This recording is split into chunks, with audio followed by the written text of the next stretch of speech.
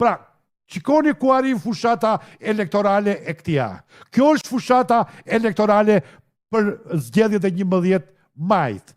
Pasaporta. Pra, shikoni miq. Kur do ikësh?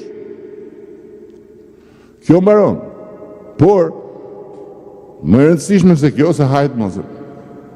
Çfarë kemi durun, është që ne kur hym brenda, ne nuk rrim dot atje. Se ne kemi drejt me lëviz. Po jo me ndalu, ne duhet jemi xhiro. Me ndalu nuk ndalojmë dot. Për të ndalu duhet me kërku azil, duhet me ikë me umçef, duhet me ndru emrin. Kurse me pasaportën e BE-s ndalon ku dush. Ku dush. Shkon troket ku të dush. Wow. Kërkon punë ku të dush. E gjen se gjen. Wow. Po se gjen e kthesh prapë në shtëpi, nuk rrit flesh. Po se gjen kthesh prapë në shtëpi te mua thot. Do vish ke mua ku do vesh. Evropa u çan në punë vëllez. Opa në Evropë vetëm puna vu, vetëm ne emigrojmë. Vetëm shqiptarët emigrojnë. Poshtë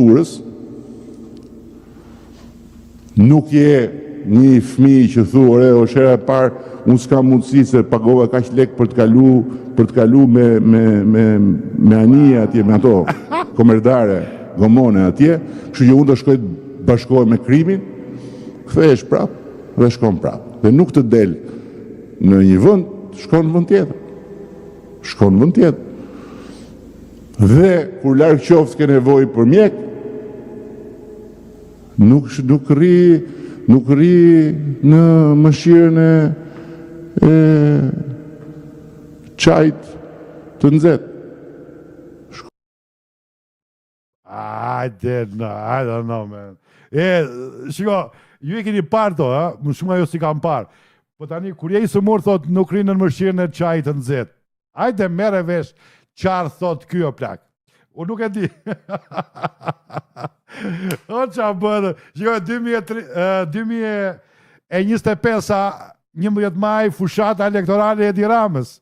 Pasaporta, qaj nxehtë, nuk kria ande, nuk të shanë greku këte, nuk të bëky këtë, tje si ai, si francesi.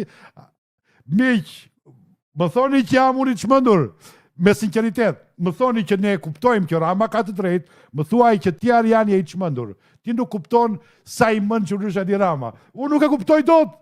Nuk e kuptoj dot sa gomar e sa idiot është Edi Rama. Kur Donald Trump ishte në fushat elektorale tha, do bëj këtë, do ul taksat, do shkri burokracin, do përzë kriminellet, banditët, do bëj këtë, do kthej bizneset në Amerikë, do bëj këtë, pra, i tha, për të mirën e kombit Amerikan, ky Karandashi, i biri Kristakit, i një komunisti rus, ka dalë për të bërë fushat elektorale, duke treguar gomarliqe që vetëm një analfabet, një idiot, si që ka rilindja, mund t'ja pëlqejnë. Njeriu që ka logjik, njeriu që ka shtëpi, njeriu që ka familje, ka motër, ka nën, ka baba, ka value, ka vlera familjare, që ka respekton Zotin, nuk i ha dot kur këto bëmat, këto fjalët e këtia në 2025. Kjo është fushata Edi Ramës. Prandaj jo pa qëllim thash, varet në dorën tuaj.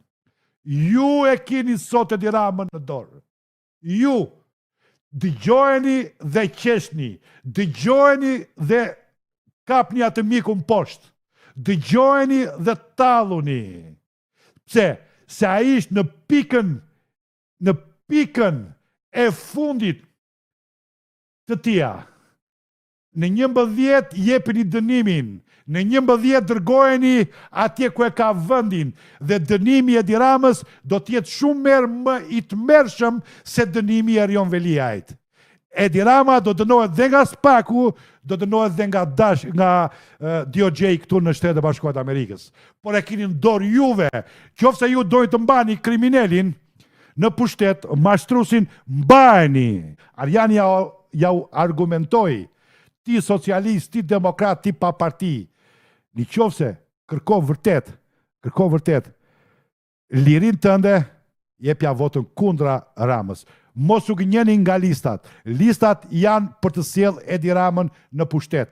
Në qofse ne nuk bashkohemi vetëm në një pik duhet bashkohemi neve të majtë të djathë.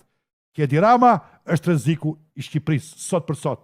Kjo është pika që duhet na bashkojë ne të majtëve, të djathëve, gay, lesbianëve, muslimanëve, të krishterëve, whatever çfarë ka ty në atë vend që quhet Shqipëri.